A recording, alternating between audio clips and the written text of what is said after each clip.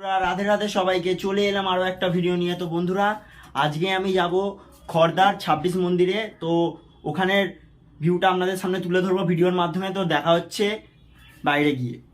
বন্ধুরা, চলে এলাম বাইরেটা, দেখতেই পাচ্ছ বাইরের ভিউটা কত সুন্দর। চলে এসেছি গঙ্গায়। এই আমার জন্য অপেক্ষা করছে আমার বন্ধু কাশিদা, আর ওর সবাই বন্ধুরা রয়েছে, আর নীল রয়েছে। তো বন্ধুরা, চলে এলাম লঞ্চ ঘাটে, দেখতেই পাচ্ছ। বন্ধুরা উঠে গেছি লঞ্চে, দেখতে পাচ্ছ। ওই দূরে যে মন্দিরটা দেখতে পাচ্ছেন, ওটাই হচ্ছে 26 মন্দির। তো ওখানেই যাবো বন্ধুরা। তো বাইরের ভিউটা দেখাচ্ছি, দেখো কত সুন্দর লাগছে।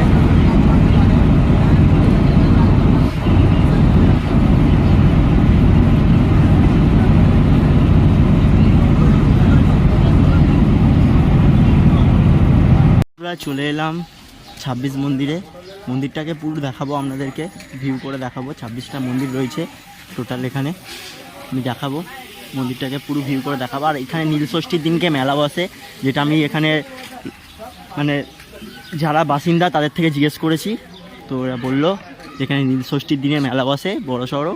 নীলষষ্ঠীর দিনে আসার চেষ্টা করব, আপনাদেরকে ভিডিও তুলে দেখানোর চেষ্টা করব এখানে এসে। তো বন্ধুরা, ভিডিও গিয়ে দেখা হচ্ছে। তো বন্ধুরা, ভিউটা দেখতেই পাচ্ছেন, তো সুন্দর ভিউ।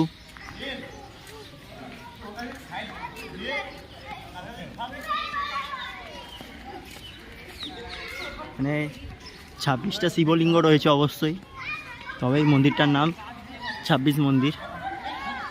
আমার আগে ভিডিওতে এসেছিল একটা 12 মন্দির আমাদের কোন্নগরে, আর এটা খড়দার ওপারে গিয়েই টোটো ধরে বলবেন 26 মন্দিরে যাব।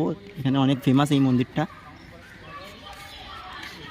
এখানে সবাই বসে রয়েছে, সব আড্ডা ফাড্ডা মেরে তারপরে বাড়ি যাব একদম। আর এই হচ্ছে নীল, আর এইখানে একটা বদমাশ ছিল।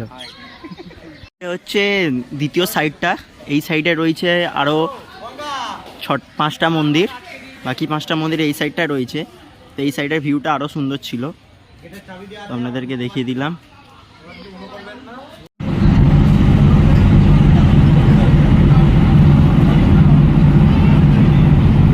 তো হাই বন্ধুরা, চলে এলাম বাড়িতে।